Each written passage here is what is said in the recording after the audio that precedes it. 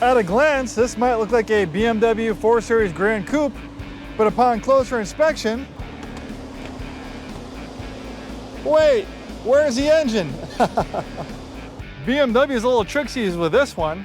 This has a form factor of a 4 Series Gran Coupe, a wonderful, compact, sporty sedan, but this is actually an all-electric BMW. This is the i4 eDrive40, so it uses the 3/4 Series platform, but this is completely all-electric, no gas engine, no hybrid system. It's 100% electric, and it's absolutely loved by the automotive press. One of my favorite automotive publications, Car and Driver magazine, they lavish this i4 with praise. They have a CD rating 1 out of 10, 10 being the best. Of course, this got a 10 out of 10, the Editor's Choice Award, and it got nominated to their annual top 10 best list. It has a smart proximity key, so it just keeps on beeping at me. It's kind of annoying.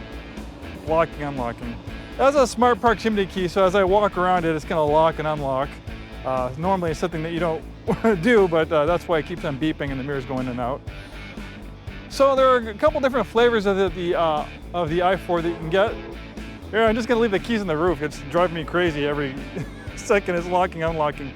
Obviously not a great sales pitch for the vehicle, but obviously you only walk to the vehicle once and walk away from it. You don't walk around it like I'm doing with this video. But anyways, there are 3 different flavors of the i4. You have the eDrive35, which is a single rear electric motor. That has about a 260 mile range, makes about, I think, 230, 240 horsepower. Then you have the top of the line i50, which is like the M equivalent. It makes like 530 horsepower, right around a 260 mile range. That has dual electric motors, so it has all-wheel drive. Then the Goldilocks, right in the middle, is the eDrive40, which this one is. So this has a single rear electric motor, so it's rear-wheel drive. It makes about 330 horsepower. That's right in line with what you get from the inline turbocharged 6-cylinder engine that we find like in the M340i. And then this is the range king as well. It has a fully charged range of 300 miles. So out of all the i4s, this has more power than the base one. Doesn't have all-wheel drive, but it has a 300-mile range, which obviously if you drive a lot, the more range, the less stops you have to do on long road trips for fast charging. And obviously you can DC fast charge this thing. Beautiful design, love the looks. Everywhere you go, there are beautiful styling accents, underbody diffuser, contrasting colors, little trunk mounted spoiler. It looks like a sedan, but when we open it, it's a liftback, which is way more practical than a sedan of a trunk. It's a lot bigger opening to take stuff in and out. And then on top of that, you can fold down those seats, greatly expanding the cargo area. And you have a little bit extra storage under here as well. There's a subwoofer for the Harman Kardon sound system. This has a nice big charger on it. So you can get adapters for the charger. The adapter just comes off right there. So this has a 220. This is going to give you a full charge overnight. You can also get an adapter for like a 110 outlet, which is like a conventional household outlet. That's not quite as efficient. That's going to add maybe about 3 to 4 miles of range per hour. So maybe if you drive like 30 miles a day, you don't drive a lot, you could probably get by with having that. But if you have an EV, I recommend most people get a 220 charger. Just there might be a situation where you want to get it charged a lot faster, and those 220 chargers can add like about 30 miles of range per hour. Way more efficient, way faster charging.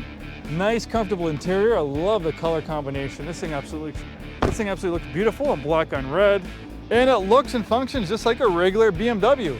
Sometimes with other EVs like Teslas, obviously Tesla, they're the king of EVs. They pretty much sell more EVs than anyone else. But Teslas are really different as far as execution goes. It's got a very minimalist interior. It's almost like a learning curve. So you gotta turn down that air. It's blowing really loud, but it's hot, man. 100 degrees today. Woo. So yeah, you know, Tesla, they're the king of EVs. They sell more EVs, but like it's very different. You have the screen right here to control everything. So it's a little bit of a learning curve. If you're kind of opposed to that, you don't want a Tesla, you want an EV that kind of functions like a regular vehicle. This one drives the switch gear. All the buttons and knobs are pretty much identical to a regular gas-powered BMW. You start it, you have a regular gear selector, you have drive, reverse, neutral. Yeah, it's all just like a regular BMW as functionality goes, except you don't put gas in it, you just plug it in. This one's actually nicely equipped with features. Look at that, the original MSRP is $63,620. This has the M Sport package, giving it a little bit more aggressive looks, a little bit more aggressive driving dynamics, $3,200 for that. Shadowline package, $950. This lovely shade of Black Sapphire Metallic was a $650 premium color. Wireless device charging, $200. Harman Kardon surround sound system, $875. And of course, we can provide you a copy of this window sticker if you come in to look at this BMW that's still here.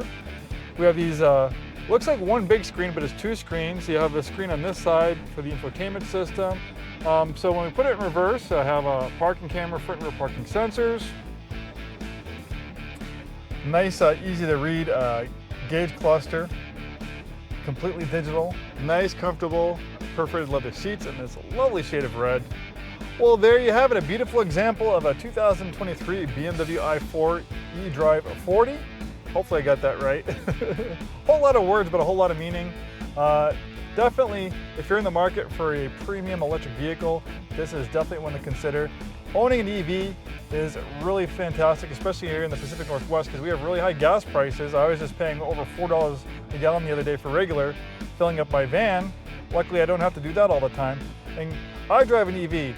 To fill up a tank in my van, it was over $100. I charge my EV for $58 a month in electricity, so for one tank of gas in my van basically covers what it costs for charging in 2 months of me, driving my EV. And I drive about 12,000 miles a year. So you can save a lot of money in the Pacific Northwest because we have low utility rates thanks to getting our energy from hydroelectric, and we have really high gas prices. But on top of that is maintenance, especially a BMW. Like if you got a high performance BMW with that turbocharged inline 6, there's thousands of moving parts. It's going to need regular dealer service. And when it gets higher in the miles, you start and out of warranty, you have concerns about, the turbos leaking oil, is the engine leaking oil, do you have emission control issues, things like that. And then, you need to take it to an expensive BMW service center to do the 30, 60, 90K services. You can easily spend $1,200 in a service, appointment on a BMW at a BMW service department. It's a premium luxury vehicle. But this does not have complex internal combustion engine. It has a battery and electric motors, which is fairly simple. Like a power drill or, power wheels. There's not a lot to a battery and electric motor. I mean, the manufacturing of the battery pack, the cost of making the batteries, that's complicated. The software to, manage the battery system and all that stuff, that's complicated, but it does not require thousands of moving parts like an internal combustion engine. And internal combustion engines have gotten really complex. I've been in the car business 30 years, and I'm seeing more problems, more recalls than ever with gas cars, because now they have turbocharging, hybrid systems, backup cameras, blind spot adaptive cruise control, rear parking cameras. You have all these computer systems trying to communicate together.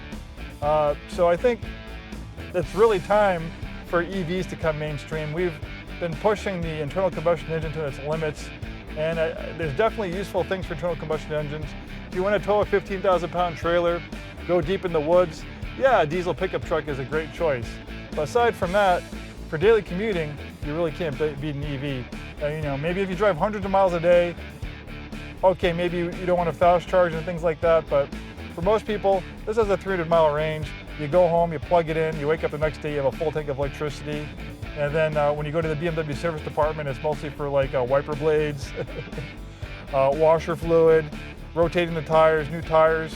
With regenerative braking, these brakes should last well over 100,000 miles in this BMW. And brakes are expensive. To do front and rear brakes in a regular BMW could be $2,000, $3,000, maybe even more depending on what type of brakes are. This has the the sporty brakes, the M Sport package. I can go on and on, but if you're thinking about getting an EV, now's a greater time than ever. There's so many fantastic choices out there, and the BMW i4 is one of the best, at least according to Car and Driver magazine. We're way Scarff Ford. We've been in business 103 years. We sell new Fords, new Isuzus, and a very wide variety, as you can see, premium vehicles. We sell lots of EVs, Teslas, obviously BMW EVs, Polestars, our own EVs, the Mach-E's, the Transit, the Transit EVs, the Lightnings, and even our Isuzu's coming out with EV products as well. So much cool stuff in the future for EVs. So yeah, like I said, now is a better time than ever to think about getting into one. If you like this content, please like and subscribe, and we'll see you next time. I apologize for being sweaty. It's 100 degrees out, and I could have the fan on full blast, but then, you know, you won't be able to hear me in this video. So I don't know what's worse, seeing my sweaty face or not being able to hear me. Maybe both would be, maybe not seeing me and not hearing me would be the best option. We'll see you soon, and thanks for watching.